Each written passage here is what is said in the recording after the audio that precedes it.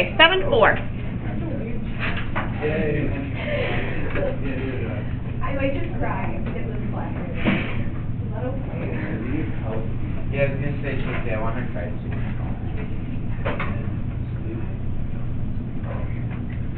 Oh, we're starting notes already. Oh, look at that, we're starting to like. I'm so sorry. Okay. All right. The last two sections, we hypothesis test when the claim had something about a mean or an average of something happening. Now they're going to claim about a proportion or a percentage, and the process changes slightly. So, and the population symbol for the percentage of the population that meets their criteria is a capital P. So, first off, when we're dealing with proportions, 30 is not the magic number anymore. So you first have to check to see if the sample is large enough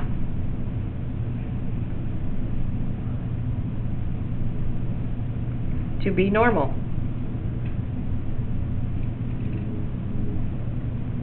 And what you check is two things. The sample size, n, times the percentage in the claim has to be greater than or equal to 5. And the sample size times the probability of a failure also has to be greater than or equal to 5. So if both of those are true, you move on and you actually do the hypothesis test. If one of them is not bigger than 5, then you stop and say can't do. Must have a bigger sample. Okay, so assuming that you move on, the critical values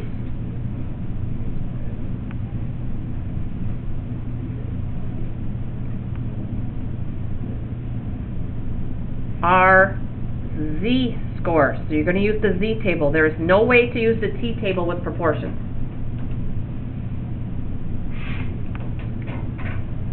And the third step, how to convert your sample into a z-score.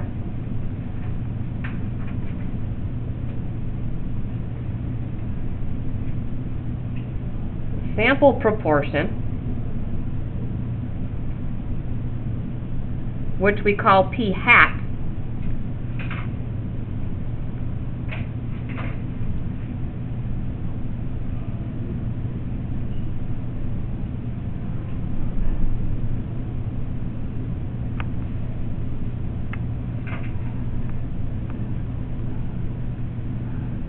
you take your p hat, subtract the population proportion, divide by the square root of p times q over n. And that whole thing is under the square root, that whole fraction. So the formula for converting into a z-score is slightly different.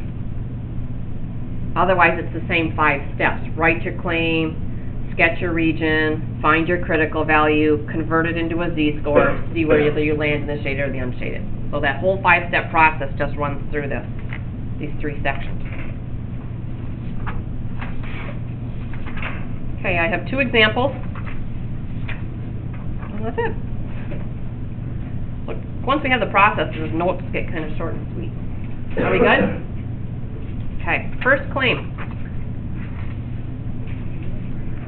Example 1.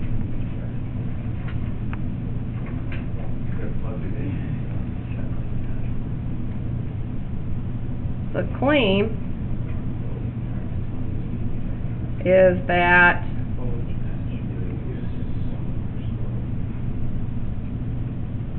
less than 30% of the adult population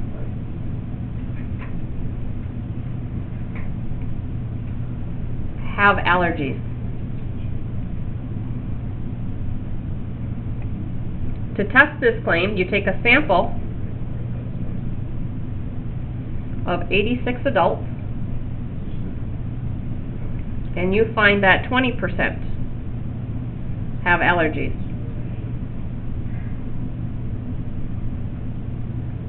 We're going to test this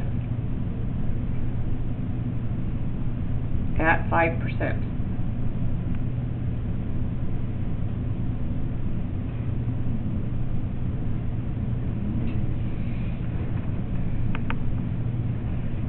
Okay, the first thing to pick up on is read what the claim is about, so you know where to go on your note card.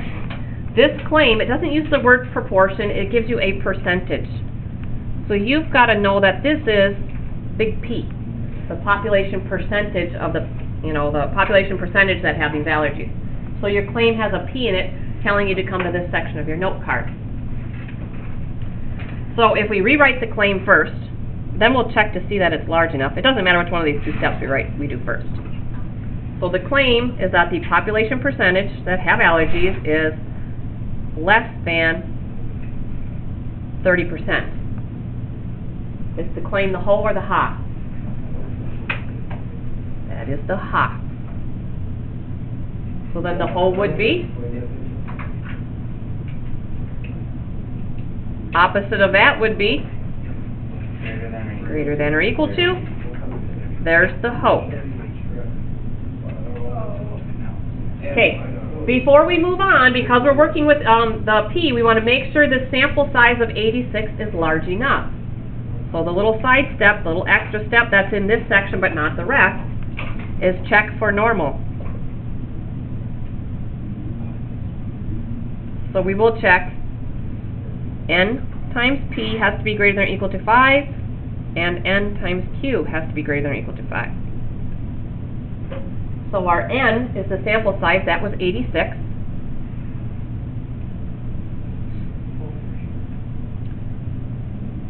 P is 30%. And then 86 times, what's the Q value going to be? If P is 30%, 70%. Are both of these going to be greater than 5? Yes. Yeah, so these are both okay. So we can move on. Work if it's kind of obvious. I want to see that you checked it, or at least say check for normal okay. I mean, something that tells me you didn't just skip over it and, just look at it and I didn't know. So, okay, so now we can make our rejection region.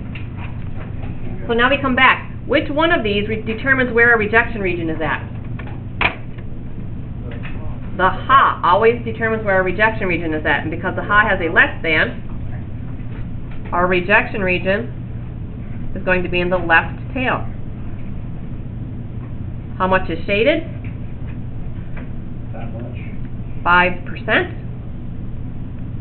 And because our sample size is big enough, this critical value here is a z-score. So you grab your z-table, which mine's buried somewhere. Why can I never keep track of those? Ah, found it. We know it should be negative. We're looking for an area of 0.0500, not that I have it memorized. Negative 1.645, because it's directly in the middle of these two here. So negative 1.645. And now let's take our sample p hat value and turn that into a z-score with that little plug and chug formula. So our p hat was 20%. We've got to turn that into a z-score.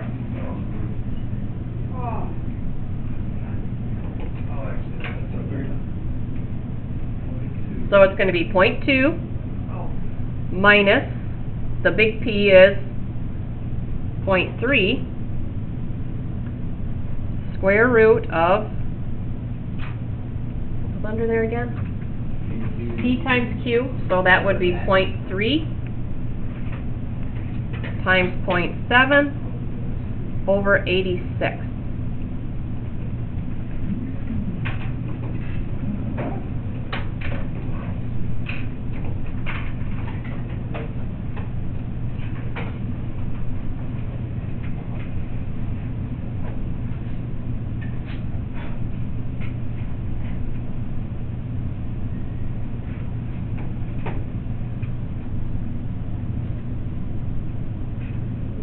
What's the z-score here? Anybody get it? Negative something. Okay. Aha, did not get that. Did you put parentheses around the top? Then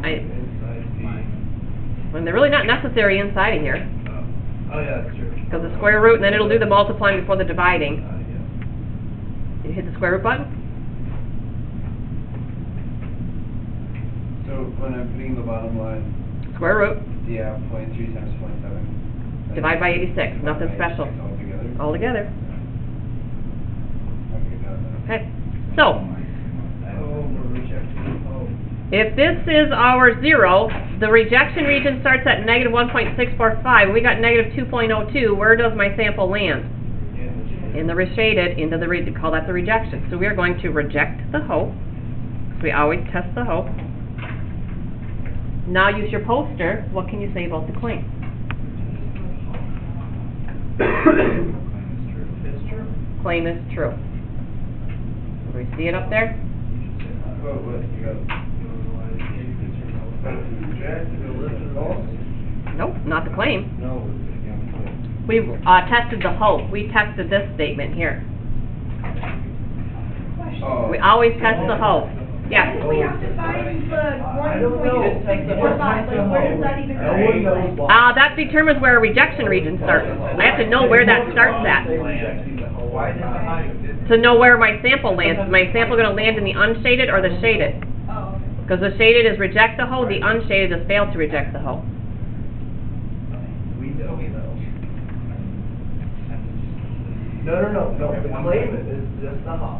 The other stuff on the same side. The claim is just the ha. What's the thing below that? That's the hoe. It's just the That's what we're opposite. testing. It's the one of these two things has to be true. Because one is the complete opposite. Either the proportion is less than 30, if it's not that, it's got to be greater than or equal to 30. So we got the two things that, one of them has to be true. And when the whole process, you always test the hoe. Why? That's the way the process works. I didn't make the rules up, we always test the hoe. You gotta get that.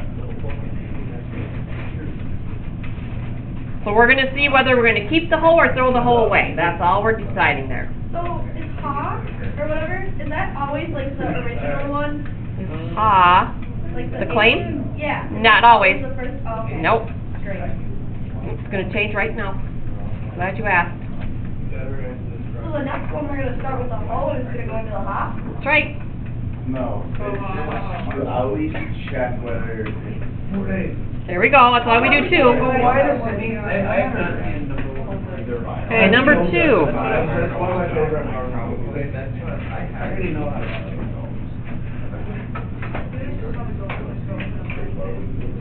Yeah, they're, apparently they're supposed to be. I'm probably gonna try at least two times today. Oh, okay. Oh, that's right there. I don't even, I'm at the point where I'm just gonna wing it. Actually, I'll go with I can fail the class. We could all go together. Well, I can't go in. If I get a Wait, zero is on it- my is it ethics or zero on my exam. Because If I did worst case scenario, if I got zero, then I It's can fun, switch Saturday. everyone on. I don't know if I can go I can't go Friday. If I get a 20 on my, I Move it up in case. Yep. can't have done. What? 20 on my ethics, 70 on my. Well, I don't know, but I could. I could go to all the other ones. Yep. And a C is okay. Oh, shoot, good job, hey. Okay. Claim being made that 5% of Americans claim that they have seen a UFO. Okay, so you sample 250, and you find that 13 say they have seen a UFO. We're going to test this claim at 1%. What is the little, fish thing? That tells you how big the shaded region is. That's how big the shaded region is? Okay? So here we go. The claim is about a percentage. That's big P. So the claim,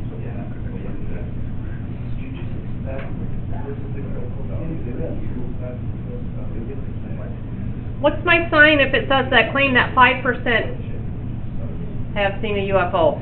Is, so it's equal. Does that make the claim the whole or the ha? That is the whole. Last example, their claim was the ha. This time it's the hoe. Okay, You know. backtrack, how do you tell that one more time? Hoe always has an equal to in it. Equal, greater than or equal to, less than or equal to. Oh, okay, yeah. I even know that. So we're gonna test the hoe. So now we'll be testing this one. Then why does the ha exist? Because one, you gotta have both things that could be true. It's called hypothesis testing, and in hypothesis testing, you have one. One of these two statements has to be true. Has to be true and one is The hoe and the ha are complete opposites of each other. One of them has to be true. So we're always gonna test the hoe, because that's the process they use to determine whether we're gonna keep this or throw it away. Okay? Because we've got p's, we gotta make sure our sample size is big enough. So we're gonna check for normal. That's that n times p has to be greater than or equal to 5, and n times q has to be greater than or equal to 5. What's my n in this problem? 250 times big P, 0.05, and then 250 times 0.95. What's 5% of 250? 12.5. So we're good to go. This one's way big, so we're okay. All right. Now we do our rejection region. Remember, ha determines where our rejection region is at. Not equal to tells us where's the rejection region at. Two tails, split. Half here, half here. How much is shaded in each tail piece? 0.005.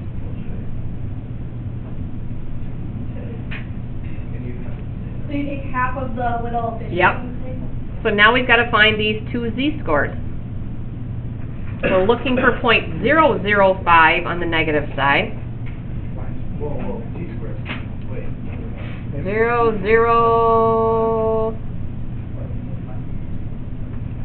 right here, right between these two.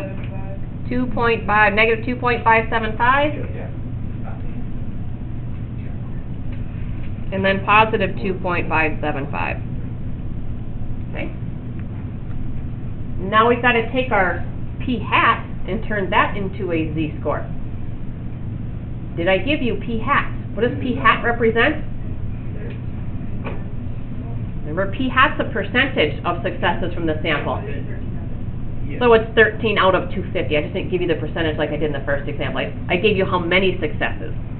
So to get p hat, it's going to be 13 out of 250. So if you want to get a decimal for that right away, you can. You can use the fraction to be more exact.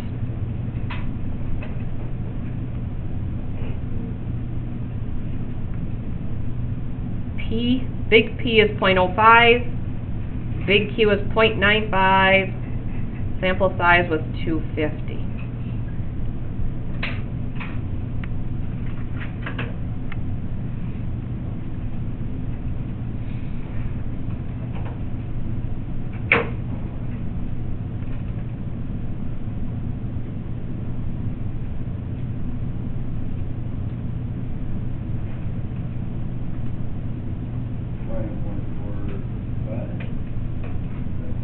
Mm-hmm. 0.145? Oh, I didn't do it by hand.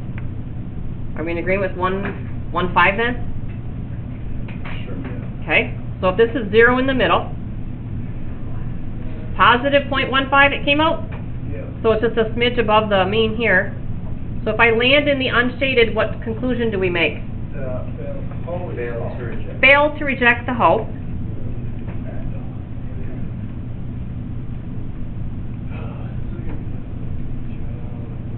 Okay, failing to reject the hoe, now we gotta follow the chart. Is that gonna be there during the test? Yep.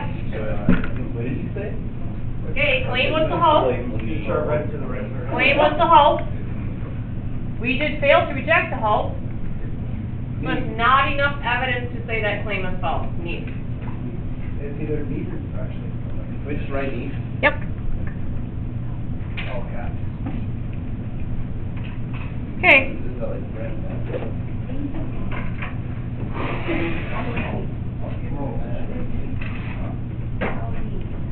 Four.